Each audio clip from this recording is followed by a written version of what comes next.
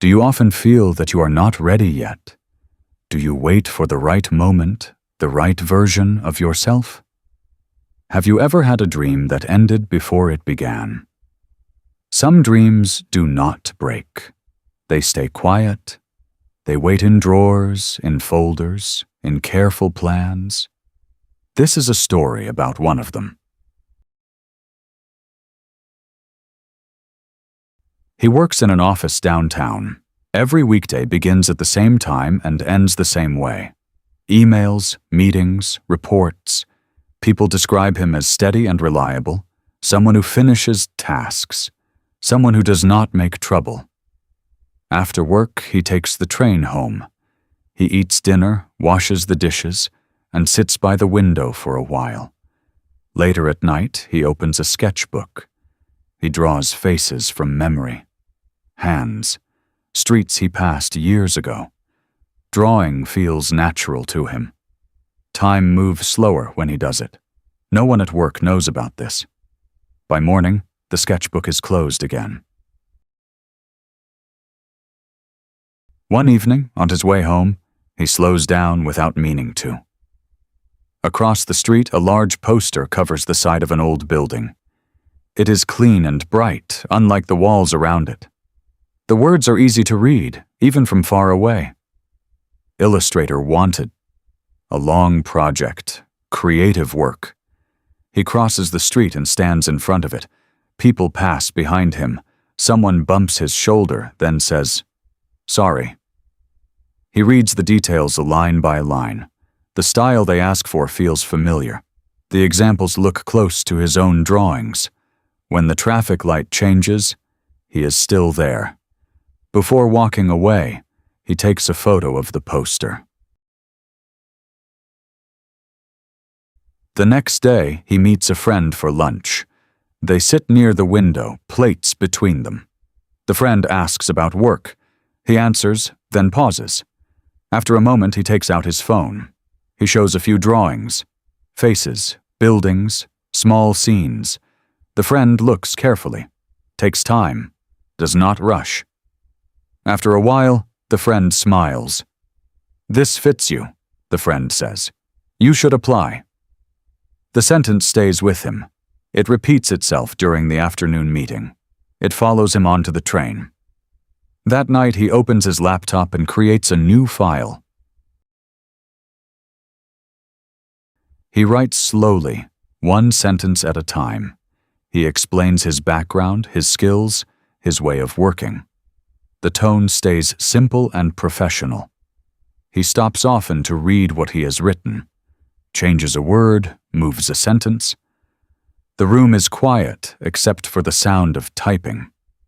Outside, the city settles into night. Before midnight, the letter feels complete. He reads it from top to bottom. Nothing feels wrong. He saves the file and leans back in its chair. His shoulders relax. His chest feels lighter. He imagines clicking send the next morning. The next morning, he opens the letter before work. With fresh eyes, he reads it more slowly. A sentence in the middle catches his attention. It sounds a little too confident. He wonders how it might be received. He replaces one word with another, then reads the paragraph again. On his way to the office, he passes the building with the poster. It is still there. Bright. Easy to see. During lunch, he thinks about the opening line. In the afternoon, he changes it back to the original version. That evening, he saves the file again. He tells himself it is almost ready. Days pass in this rhythm. Work fills the hours. Evenings belong to the letter. Each night he opens the file.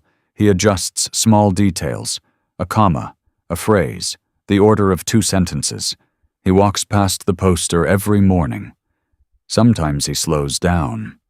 Sometimes he only glances at it.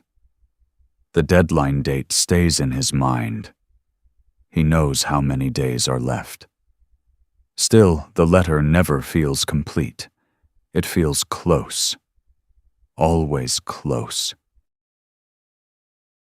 1 week later, the poster shows signs of age.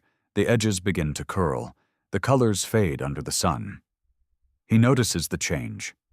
It makes him uneasy, though he cannot explain why. That night he reads the letter again. It is clear, careful. He imagines how it will look to someone else. He wonders if it sounds strong enough.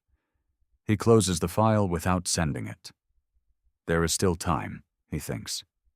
He turns off the light and goes to sleep. The third week arrives quietly. Nothing changes at work. Meetings continue, deadlines come and go. On his walk to the office, the poster still hangs there. It looks smaller now, though it has not moved. Other signs around it have been replaced. At night, he sits at his desk with a cup of tea. The letter opens on the screen. He reads it out loud, listening to the sound of the words. They sound calm, careful. He changes one line, then changes it back. He saves the file and closes the laptop. He feels tired, but steady.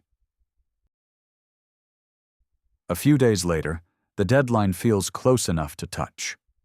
He checks the date again, even though he already knows it.